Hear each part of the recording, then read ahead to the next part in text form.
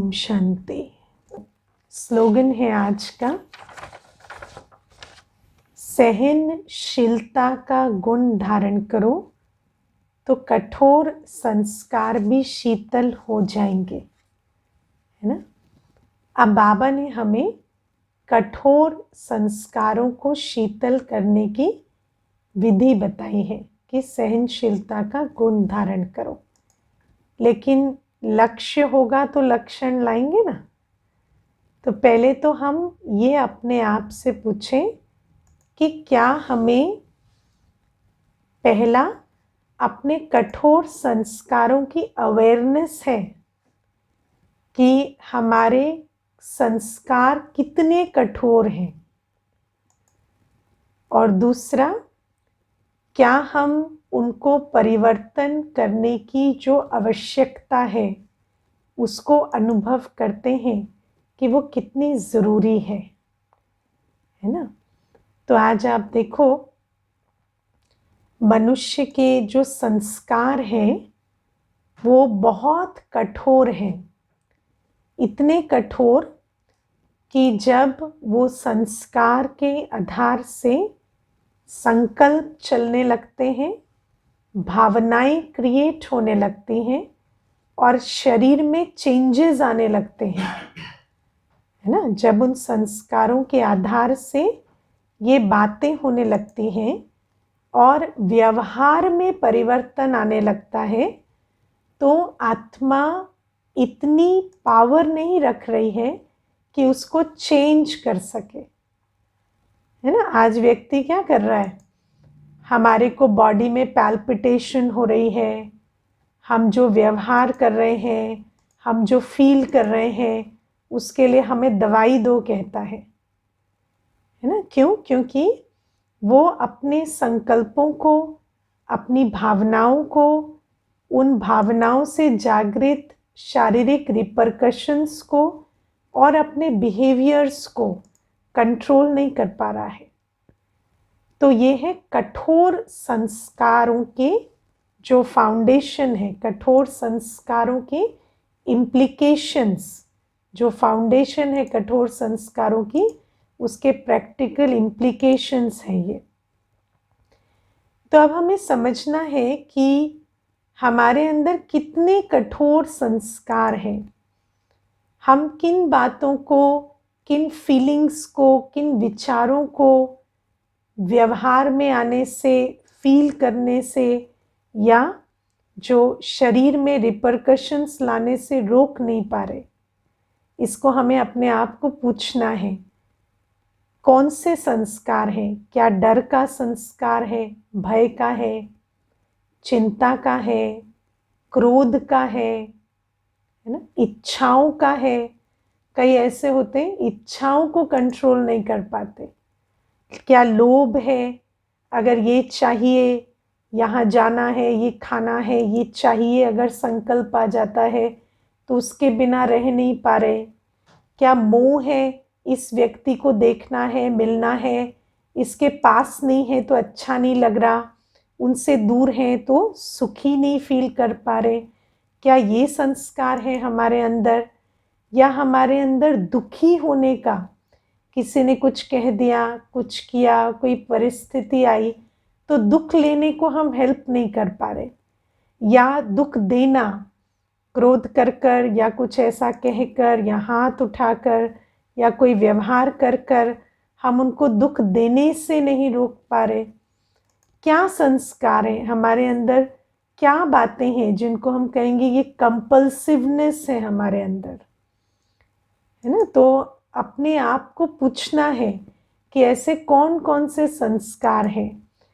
और हम वैसे तो हम सभी कहते हैं कि हम अप्राप्ति के युग में हैं, लेकिन ब्राह्मण काफ़ी प्राप्ति में हैं, है ना। और बाबा ने भी हमें उसका कारण बताया अभी परसों की मुरली में कि ये जो जन्म है, इससे पहले वाला तो अजामिल जैसा होगा, लेकिन ये जो जन्म है इसमें क्योंकि हमें फिर देवता बनना है तो कायदे अनुसार अच्छा जन्म मिला हुआ है। ये बाबा ने हमें परसों की वाणी में क्लियर किया था। तो कई बार क्या होती है ना कि जो चीज़ की अवेलेबिलिटी होती है तो फिर उसके लिए हम कभी तरसते नहीं, तो हमें पता नहीं चलता कि हमारे अंदर कितनी उसके लिए अटैचमेंट है या उसके अंदर उसके लिए हम कितने आतुर हैं। तो मानो हमारी मोह की या काम की या क्रोध की या लोभ की पूर्ति हो जाती है ना, तो फिर हमें कभी कभी पता नहीं चल रहा कि हमारे अंदर इतनी उसको लेकर कंपल्सिवनेस है, या भय जो है वो लगे ऐसे माहौल में नहीं रहते, सुरक्षा के ऊपरी इंतज़ाम बहुत हैं, तो पता नहीं चल रहा कि भय का संस्कार कितना है, या जो आस पास वाले हैं वो बहुत अप्रिशिएट करते हैं तो कोई हमें पीछे खींचता नहीं है, तो हमारे अंदर कितना जेलसी का संस्कार है या कंपटीशन का है, पता ही नहीं चल रहा। तो कई बार ऐसा भी होता है कि अनुकूल परिस्थितियों के बीच हमारे जो संस्कार हैं उनको चैलेंज नहीं आ रहा है, तो इस कारण से हमें अवेयरनेस नहीं है। लेकिन बाबा हमें कहते हैं, अभी तो बाबा ने कल गीत सुनाया था ना, मुखड़ा देख ले प्राणी दर्पण में, तो बाबा कहते हैं चलो तुम्हें अब जीवन के दर्पण में नहीं, दिल के दर्पण में भी मुखड़ा देखना आ गया है। ज़रूरी नहीं कि बाहर की परिस्थितियों से ही पता चले, लेकिन हमें भी ये जो ज्ञान हम सुनते हैं बाबा से रोज़, तो अपनी दिल में झांक कर देखते हैं तो पता तो चल रहा है ना कि हमारे अंदर क्या क्या संस्कार हैं। भले ही सामने वाले को पता नहीं चल रहा, भले ही हम उन संस्कारों के कारण कहीं फंस नहीं रहे, लेकिन मैक्सिमम बच्चों को ये मालूम पड़ रहा है, जो भी अच्छे पुरुषार्थी हैं। तो बाबा हमें कहते हैं पहले तो अपने संस्कारों को पहचानो कि कितने सारे कड़े संस्कार हैं जिनके ऊपर हम रेगुलेशन नहीं लगा पा रहे हैं। वो संकल्पों में, भावनाओं में, शरीर के चेंजेस में, व्यवहार में एक्सप्रेस हो रहे हैं, और अगर वो ट्रिगर हो चुके हैं तो हम उनको रोक नहीं पा रहे, है ना। भय लग रहा है तो लग रहा है, उसको हम रोक नहीं पा रहे। तो ऐसे कौन से कड़े संस्कार, इनको कहें कड़े संस्कार। ओके, तो इसको पहले आइडेंटिफाई करना है। अगर जीवन के दर्पण में नहीं भी दिख रहे हैं तो दिल दर्पण में झांक के देखो, श्रीमत के दर्पण में देखो, है ना। बाबा जब कहता है कि तुम्हारी लाइफस्टाइल ये होनी चाहिए, तुम्हारी सेवा ऐसी होनी चाहिए, तुम्हारा याद ऐसी होनी चाहिए, तो हम श्रीमत के पालन में जब चैलेंजेस आते हैं तो देख नहीं पा रहे हैं क्या कि क्या बातें हैं जो हमें रोक रही हैं। हमारे अंदर इरेगुलरिटी, इनडिसिप्लिन का संस्कार है या कौन से और संस्कार हैं। अब बाबा हमें कहते, पहली है आइडेंटिफिकेशन, दूसरी बात है ये संस्कार हमें कितनी प्रॉब्लम क्रिएट करने वाले हैं, इनको बदलने की कितनी आवश्यकता है उसको भी समझना है। क्योंकि बाबा हमें कहते हैं, बाबा ने कल की मुरली में बताया या परसों की था मुझे याद नहीं, कि फैमिन होगी, है ना, और फैमिन ऐसी होगी कि अनाज नहीं मिलेगा। तो आप सोचो, और बाबा ने कहा विनाश शुरू ऐसे होगा, है ना। तो आप सोचो कि प्रकृति के पांचों तत्व, ये तो अन्न की बात है, वायु है, अग्नि है, पृथ्वी है, जल है, जब इनकी हमें अवेलेबिलिटी नहीं होगी, है ना, हवा विषाक्त होगी, पानी नहीं मिलेगा, पेयजल नहीं मिलेगा, या हमें धरती हिलेगी, अन्न ठीक से नहीं मिलेगा, तो ये जो सारी बातें होंगी और जो 5 विकारों का तांडव होगा। आज आप देखो, हर आत्मा जो सेडेटिव्स लेके अपने विकारों को शांत कर रही है ना। ये जो टीवी देखना, सुनना, खाना पीना, है ना, और दवाइयाँ और बहुत कुछ लेकर शांत कर रहे हैं, जब वो सब नहीं मिलेंगे तो 5 विकारों का कितना तांडव होगा। कोविड में, है ना, जो व्यक्ति ये नहीं समझते थे कि हम शराबी हैं, है ना, उनको भी पता चला कि व्यसन ना मिलने से डोमेस्टिक वायलेंस हो रहे हैं, है ना। तो कितनी हमारे अंदर वो जो इंटेंसिटी है एडिक्शन की, वो धीरे धीरे रिवील होगी। वो कोई भी एडिक्शन हो सकता है। आदतें, किन किन चीज़ों की आदतें हैं जो पूर्ण नहीं होंगी तो 5 विकारों का तांडव देखेंगे। तो बाबा हमें कहते हैं कि ये जो आगे आगे परिस्थितियों का प्रेशर बढ़ेगा, तो जब प्रेशर बढ़ता है ना, तो हम बुद्धि से नहीं, संस्कार से फंक्शन करते हैं। आप इस बात को समझते हैं?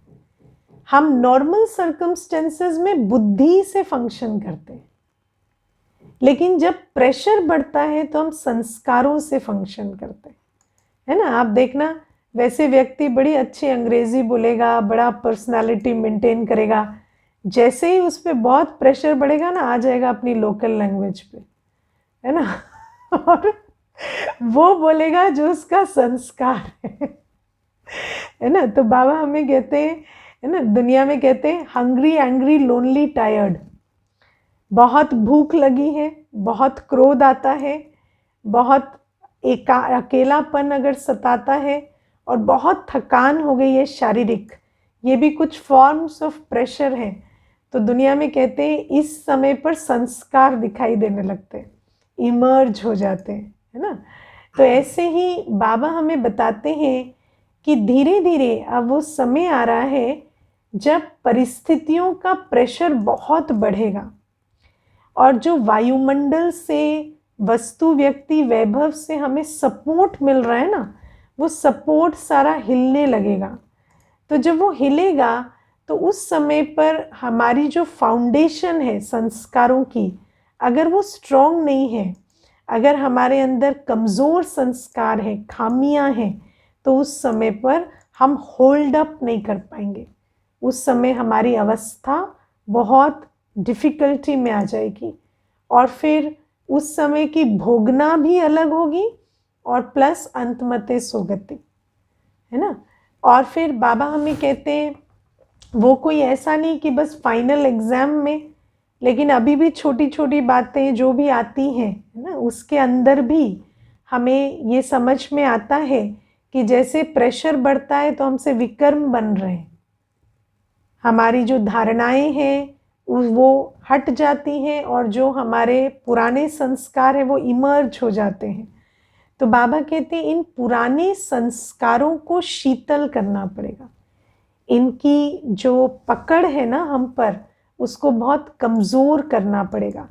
तो पहले हमें इस बात को समझना है। मैंने पहले भी ये बात सुनाई है कि एक तो परिस्थितियों का प्रेशर, फिर प्रकृति का प्रेशर। जैसे आप देखो, शरीर में कोई रोग आ जाता है, या ब्रेन कम फंक्शन करता है ना, ब्रेन में, शरीर में कोई प्रॉब्लम आ जाती है, तो हमारे सारे संस्कार इमर्ज होने लगते हैं। और उस समय पर भी अपनी उस शारीरिक अवस्था के कारण, है ना, जो हमारे अंदर जो विकृत संस्कार है, उनका ऐसा ट्रिगर होता है कि हमारा व्यवहार, हमारी फीलिंग्स, हमारी अवस्था पूरी डिस्टर्ब हो जाती है। तो बाबा हमें कहते हैं कि ऐसी बहुत परिस्थितियां सामने हैं, आ रही हैं, तो इसीलिए कॉल ऑफ टाइम है, समय का इशारा है कि हम अपने संस्कारों को पहचानें और कड़े संस्कारों को शीतल बनाएं। अब शीतल बनाने का पहले लक्ष्य रखेंगे। जब लक्ष्य रखेंगे तो लक्षण क्या चाहिए? सहनशीलता का गुण, है ना। बाबा ने कहा सहनशीलता का गुण धारण करो। अब सहनशीलता का गुण क्या है? तो बहुत इजी है, बाबा ने तो हमें इमेजेस में पढ़ाया ना, चित्रों में। तो याद करो, सहनशीलता, सहन शक्ति का चित्र क्या है? सहन शक्ति का चित्र है एक बच्चा आम के पेड़ पे पत्थर मार रहा है और वो पत्थर उसे आम दे रहा है। तो हर आत्मा के अंदर ये शक्ति है।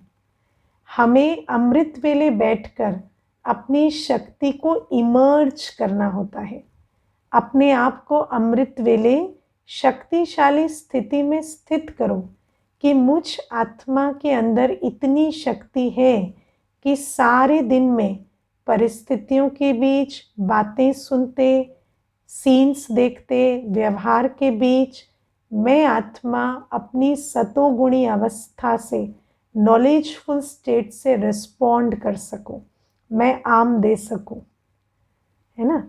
तो ये हमें इमर्ज करना पड़े, प्रैक्टिस करनी पड़े। और फिर क्या होगा, जब सारे दिन में जो परिस्थितियां आती हैं उनके बीच जब हम उन पत्थर को लेते हुए आम दे सकेंगे, है ना, क्योंकि हमने तैयारी की है, तो धीरे धीरे वो जो अंदर पत्थर है ना वो खत्म होते जाएंगे, क्योंकि if you don't use it you lose it. तो जो भी हमारे अंदर जो कड़े संस्कार हैं, जब हम उन्हें एक्सप्रेस नहीं होने देंगे और अपने गुणों को, शक्तियों को इमर्ज करके रखेंगे, तो वो जो कड़े संस्कार हैं वो धीरे धीरे मर्ज हो जाएंगे, विलीन हो जाएंगे। और फिर अंत में जब प्रेशर बढ़ेगा ना, तो क्योंकि वो संस्कार है ही नहीं, खत्म हो चुका है, तो कितना भी प्रेशर हो बाहर, आपका वो संस्कार इमर्ज नहीं होगा। समझ आई बात, है ना। तो ये है आज का स्लोगन। दूसरी बहुत इम्पोर्टेंट बात जो बाबा हमें आज बताते हैं वो ये कि सवेरे सवेरे उठकर तुम्हें अभ्यास करना है कि मुझे अब वापस जाना है, मैं आत्मा हूँ, मुझे वापस जाना है।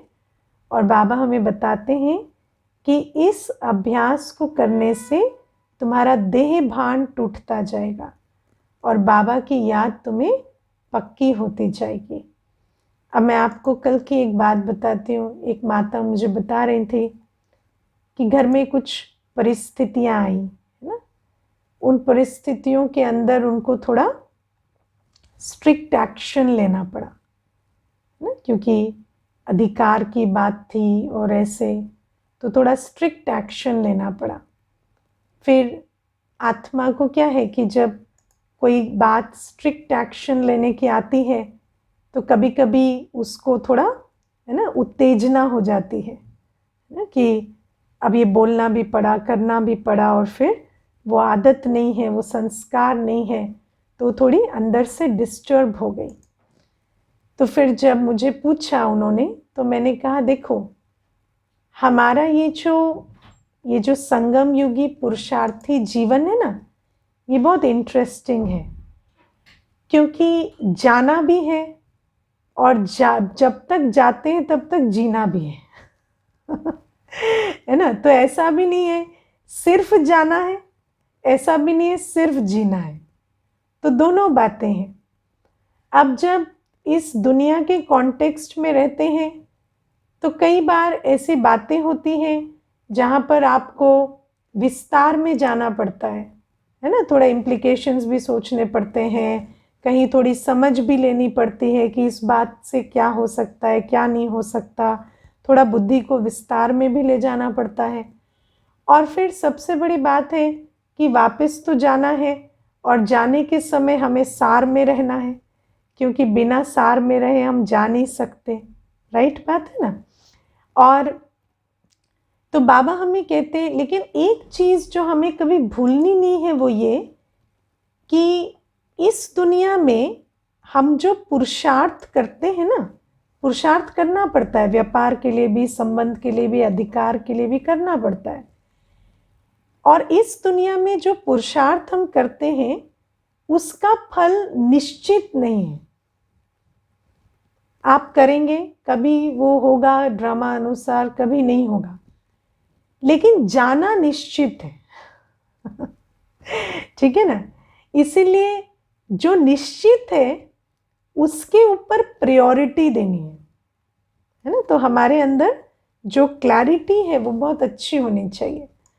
तो मैंने उस माता को कहा कि अभी है ना, अभी आपने जो भी बात कही, सुनी, जो भी हुआ, अभी आप उसको मर्ज कर दो और सिर्फ एक बात याद रखो, मैं आत्मा हूँ, मुझे वापस जाना है, और अपनी शांति, प्योरिटी की स्टेट को वापस ले आओ।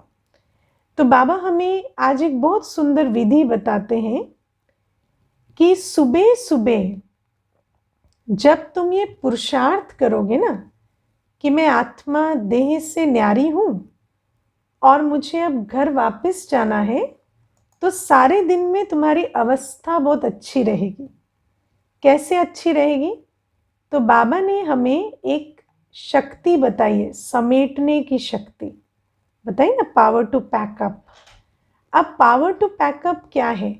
और पावर टू पैकअप के लिए ये जो अभ्यास आज बाबा बता रहे हैं ना मुरली में, सुबह सुबह स्वयं को याद दिलाना कि मुझे वापस जाना है, देह से न्यारी आत्मा रिटर्न जर्नी पर हूं, ये अभ्यास करना, इसका रिलेशनशिप पावर टू पैकअप से है। कैसे?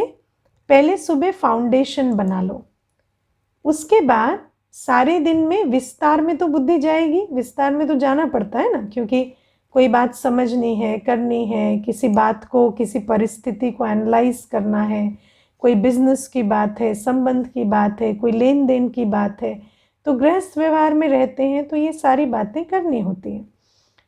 जब आप वो सारी बातें कर रहे हैं, आपकी बुद्धि विस्तार में जा रही है, लेकिन जो बाबा ने हमें श्रीमत दी है, हर घंटे 1 मिनट ट्रैफिक कंट्रोल, तो भले ही जितनी भी विस्तार में हमारी बुद्धि गई है, पर 1 मिनट में जब ट्रैफिक कंट्रोल का टाइम हुआ, हम अपनी बुद्धि को वहां ले आए सेंटर में।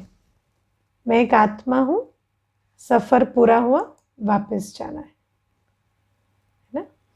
और उन जो सारी विस्तार की बातें हैं ना, उससे अपने आप को डिटैच कर दे। फिर उसके बाद ट्रैफिक कंट्रोल खत्म हुआ, फिर बाकी अपना कारोबार देखो, फिर 1 घंटे में 1 मिनट में फिर सार में आओ। तो इससे क्या होता है, जीना और जाना दोनों की तैयारी हो जाएगी। और फिर दिन के अंत में भी आप जब बैठेंगे रात को बाबा के साथ, तो आपकी बुद्धि बिल्कुल सार स्वरूप में होगी, कोई उलझन नहीं होगी, कोई विस्तार नहीं होगा, आपको कोई अपनी बुद्धि को फुल स्टॉप लगाने में टाइम नहीं लगेगा। और बाबा हमें कहते हैं कि अगर हम ये अभ्यास नहीं करेंगे, और एक चीज़ है, अगर आप अमृत वेले का फाउंडेशन नहीं डालेंगे, तो आप दिन भर सार में जाने का कंस्ट्रक्शन उसके ऊपर नहीं कर सकते, क्योंकि दिन भर सार की अवस्था बनाने के लिए अमृत वेले का फाउंडेशन ज़रूरी है।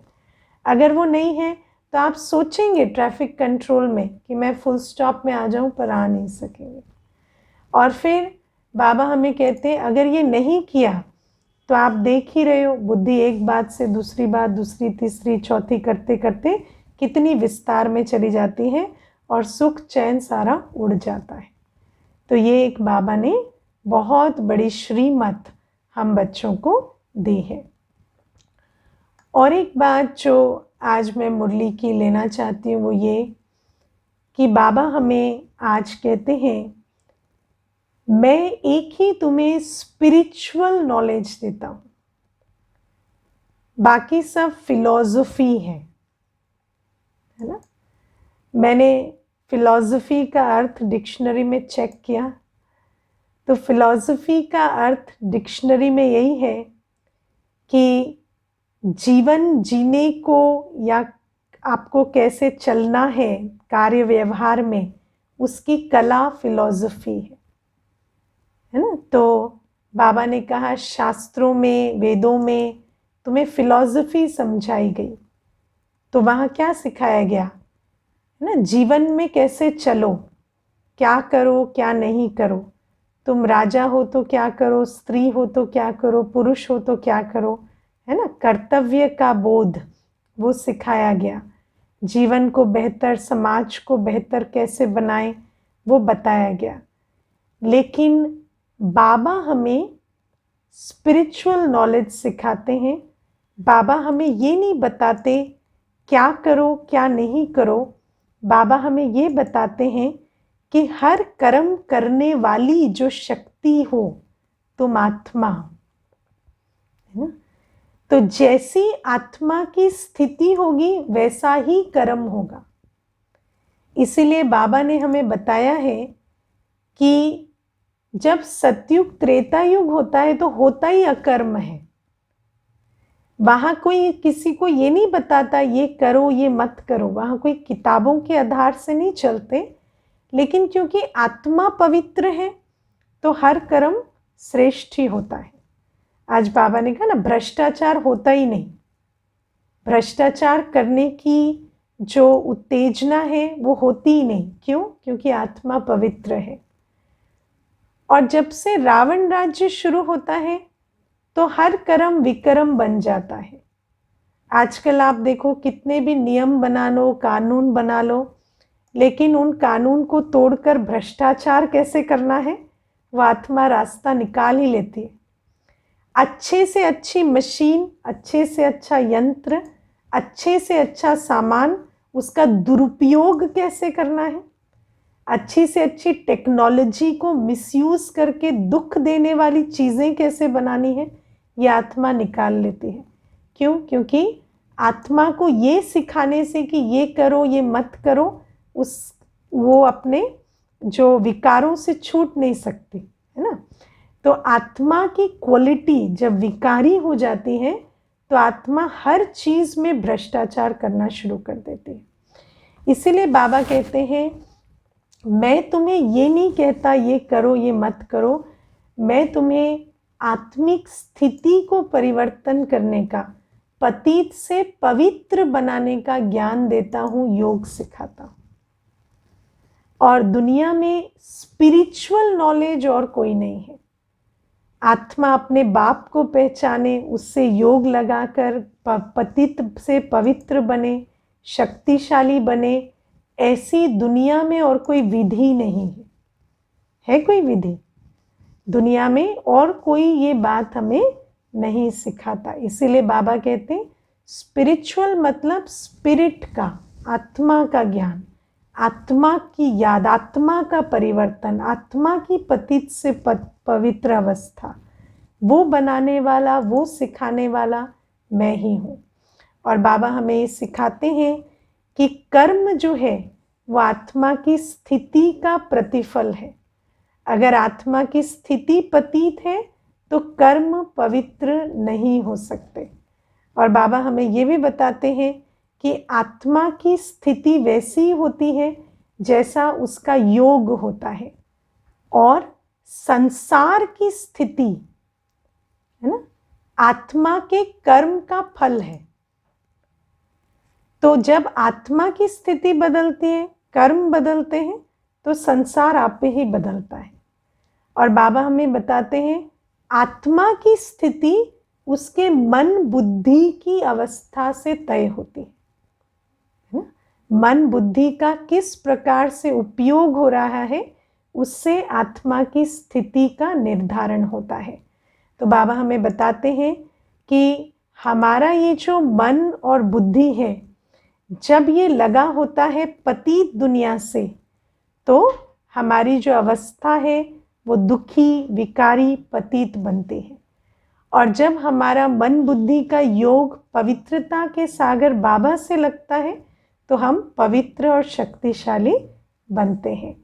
आप वैसे भी देखो, कोई भी व्यक्ति जो दुख में है, परेशानी में है, आप उसको जाकर पूछो कि आप सारे दिन क्या सोचते हो और किसे याद करते हो। आप सारे दिन क्या सोचते हो और किसे याद करते हो, ये दो प्रश्न यदि आप उसे पूछोगे तो आपको पता चल जाएगा वो पतितों को याद करते हैं, दुख देने वाली बातों को याद करते हैं, जो संबंध, जो परिस्थितियां विपरीत रही उनको याद करते हैं, और मन में जो संकल्प है वो उनके शुद्ध नहीं है, श्रेष्ठ नहीं है। इसी कारण से उनकी वो हालत है।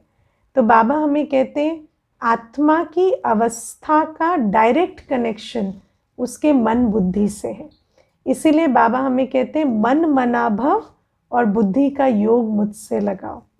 और बाबा हमें ये कहते हैं कि उसके लिए तुम्हें पहले, बाबा ने क्या कहा, लव बाबा से हो, उसके लिए आत्मिक स्थिति चाहिए। क्योंकि जब हम देह समझते हैं स्वयं को तो हमारा लव देहधारियों से होता है, भौतिक संसार से होता है, तो हमारा मन बुद्धि उससे जुड़ा रहता है। और जब हम अपने को आत्मा निश्चय करने का अभ्यास करते हैं तो हमारा बुद्धि योग देहधारियों से और भौतिक संसार से निकलकर बाबा से लग जाता है। तो ये बाबा ने हमें आज बहुत अच्छा बताया कि ये स्पिरिचुअल नॉलेज है और आत्मा की यात्रा आत्मा की स्थिति में है और कैसे आत्मा अपनी उच्चता श्रेष्ठता को प्राप्त करे वो बाबा हमें बताते हैं।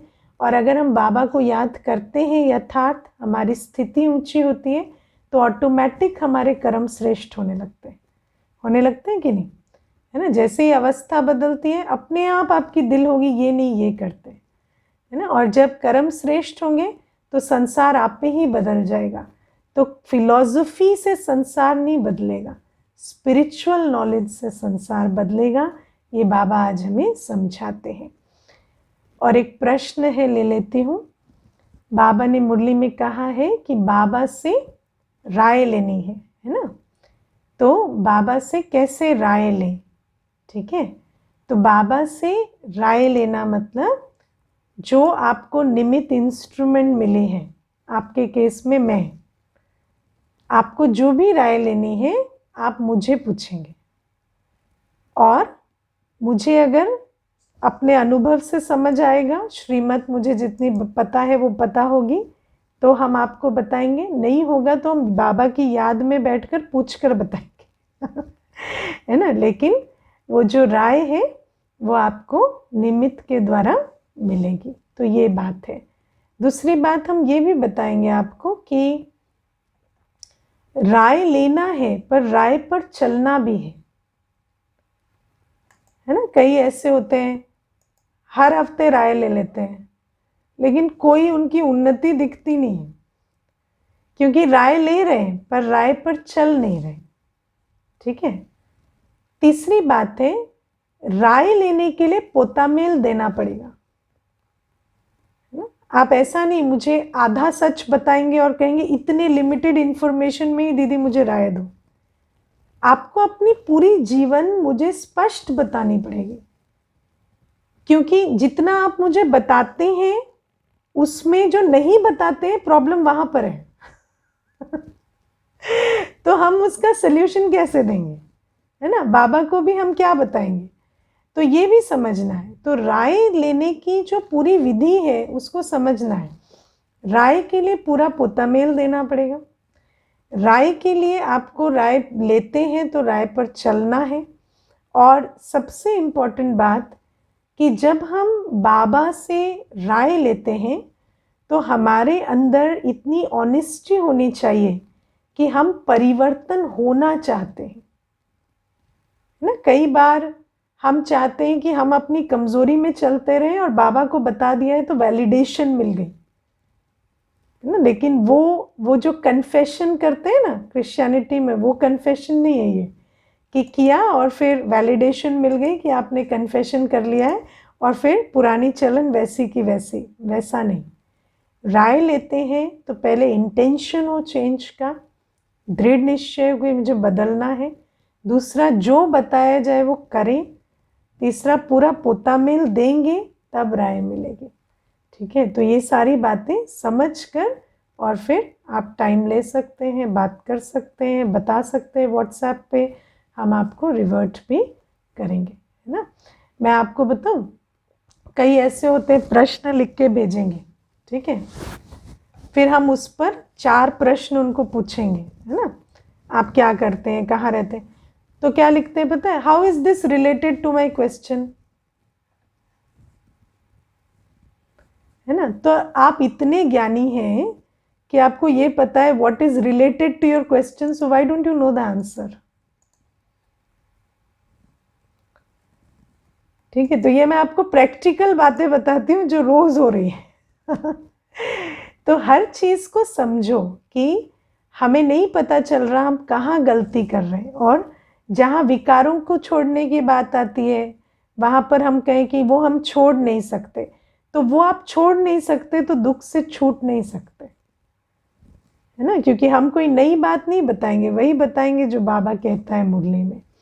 तो जो बातें बाबा मुरली में कहता है उससे हमें समझ जाना है कि जहाँ विकार है, मैंपन है, मेरापन है, इच्छाएं हैं, वहाँ दुख ज़रूर होगा। तो अगर दुख से सुख में जाना है तो फिर वो राय माननी पड़ेगी, वो विधि अपनानी पड़ेगी जिनसे ये बातें परिवर्तन होती है।